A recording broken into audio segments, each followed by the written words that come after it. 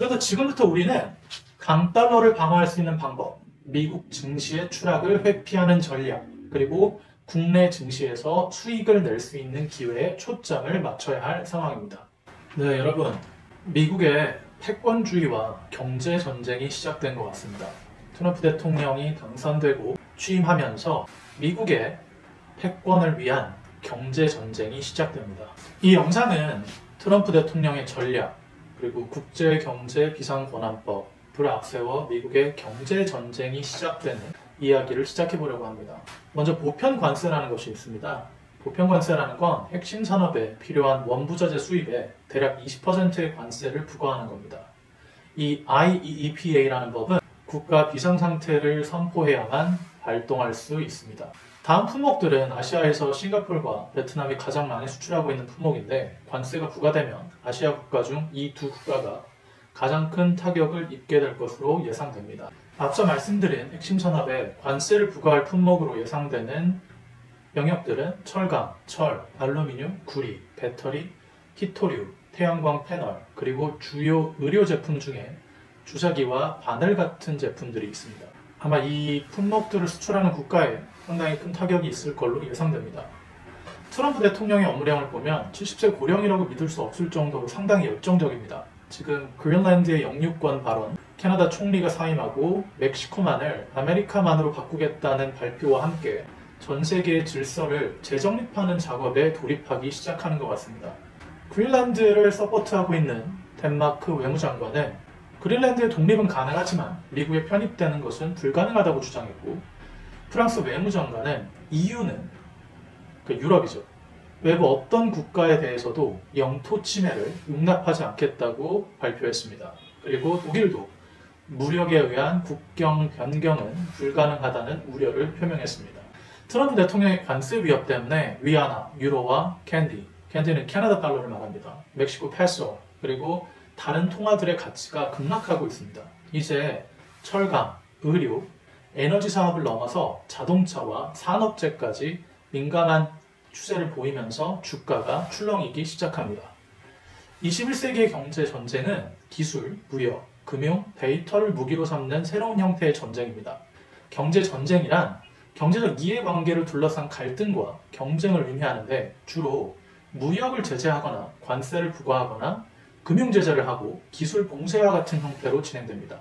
근데 현재 미국에서는 다양한 국가들을 상대로 다양한 형태의 제재를 동시다발적으로 진행하기 시작하고 있습니다. 단순히 이익과 돈의 문제가 아닙니다. 이건 국가 안보와 영향력 확보를 목표로 하는 전쟁입니다. 과거에 미국이 경제전쟁을 한 사례를 간단히 알려드리겠습니다.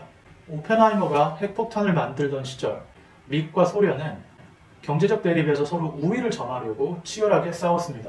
이때 미국은 엄청난 돈을 찍어내고 유럽 경제를 부흥시키면서 결국 러시아를 중진국으로 만들어버렸습니다. 다음은 1980년대에 진행됐던 일본과의 무역전쟁입니다. 일본이 자동차 산업이 급성장하면서 미국의 자동차 시장을 먹어버렸는데 이때 미국은 일본 제품에 높은 관세를 부과하고 일본 기업들에게 기술 이전을 요구하며 압박했습니다. 그리고 일본이 인위적으로 환율을 조작한다며 환율 인상을 강압했었죠. 마지막은 최근 진행되고 있는 중국과의 무역전쟁입니다. 강도 높은 제재, 그리고 기술의 주도권을 선점하기 위해 벌어진 현대판 경제전쟁이라고 볼 수 있죠. 과거에 경제전쟁이 주로 무역과 제조업 중심의 형태로 이루어졌다면 지금은 기술, 데이터, 인공지능, 반도체 같은 고도화된 산업의 패권을 중심으로 경제전쟁이 일어날 것 같습니다. 특히 사이버 보안, 그리고 디지털 경제가 핵심입니다. 미국은 다음 세 가지에 집중하고 있는 걸로 보이는데 기술 패권, 금융 전쟁, 그리고 공급망을 통제하고 있는 겁니다. 최근 달러화 강세는 미국의 영향력을 다시 한번 확인시키고 있습니다. 기술 패권은 전 세계 기업들에게 미국 내에 공장을 짓고 생산하라는 온쇼어링 전략도 사용하고 있죠. 마지막으로 중국을 압살하기 위해 계속해서 우방국들과 공급망 통제에 집중하고 있습니다. 자, 이제 우리 대한민국은 어떻게 이런 경제 전쟁을 헤쳐나가야 할까요? 불편한 이야기를 조금 시작하자면 윤석열 대통령 탄핵 인용과 관련된 국제 정세입니다.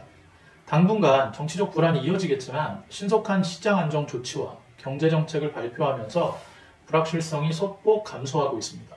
최근 기재부가 1분기 안에 대략 30조 원가량의 추가 경제 예산안 편성을 할 것으로 예상되고 헌법재판관 임명도 정치 불확실성 완화에 기여를 했다고 평가합니다. 골드만삭스가 2025년 한국 경제 성장률을 1.8%로 전망했는데 한국은행이 1분기부터 3분기까지 대략 3번의 0.25%의 금리 인하를 예상한다고 합니다. 사실 우리나라도 금리 인하를 빠르게 진행해야 하는데 두 가지 문제점이 있습니다. 첫째는 외환보유고입니다. 환율 방어를 위해 국민연금과 한국은행이 풀 수 있는 달러가 상당히 제한적입니다. 외환시장 규모가 너무 크기 때문인데 하루 거래량이 650억 달러, 즉 대략 80조 원 규모의 시장입니다. 국민연금이 보유한 해외자산 4,480억 달러의 10%를 원달러 방어를 위해 환해징에 나선다고 해도 외환 거래량이 하루 650억 달러에 달하기 때문에 시장을 안정화시키는 효과는 미비할 것 같습니다. 결론만 말씀드리면 지금 강달러의 지속세는 국내 외환 보유고로 방어하는 데 한계가 있어서 달러는 계속 강세로 유지되거나 추가 상승할 가능성이 높습니다. 두 번째로는 금리 인하를 하면 환율이 계속 올라갑니다. 그러면 내수 물가가 오르고 수입 기업들의 치명타가 발생할 수 있습니다. 하지만 반대로 환율이 상승하니까 2023년 대략 7.5% 감소했던 한국 수출이 작년 반도체 수출의 회복과 호조로 대략 8.2% 수출이 증가했습니다. 작년 반도체 수출이 대략 44% 성장했거든요. 물론 금년에는 무역 장벽이 강화되고 관세 조치로 인해 한국의 대비 수출이 타격을 받을 수 있는 리스크가 상존합니다. 그래도 현재 미국의 경제는 소비가 탄탄하기 때문에 대미 수출 규모에는 큰 문제가 없어 보입니다. 지금부터 우리가 주목해야 될 부분이 두 가지 있는데 하나는 영국의 채권금리 그리고 미국의 국채금리입니다. 영국의 10년과 30년 국채금리가 수년 만에 최고치를 기록하고 있습니다. 기준금리를 인하하지만 국채금리가 상승하는 건데 이것은 물가가 오르고 경제가 침체되는 스태그플레이션 우려가 발생하고 있는 것입니다. 갑자기 웬 영국 국채 수익률을 언급하는지 헷갈리실 수 있겠지만 미국 국채금리도 지금 계속해서 동반 상승하고 있습니다. 이 국채금리라는 건 시장에서 통용되는 시장금리를 말하는데 간단히 설명을 드리면 국채금리가 상승한다는 건 앞으로 다시 인플레이션이 발생하는 상황을 채권 시장이 선행하고 있는 것입니다. 만약에 인플레이션이 발생하지 않고 물가가 하락하고 디플레이션이라고 하는 경기 침체가 발생하고 있다면 금리가 낮아지고 경제가 미온해져야 합니다. 그러니까 경제가 따뜻해지는 게 아니라 조금 중립적인 상태로 유지되어야 한다는 거죠. 제 생각에는 지금부터 탄핵 인용까지 대략 5개월 정도가 소요될 것 같습니다.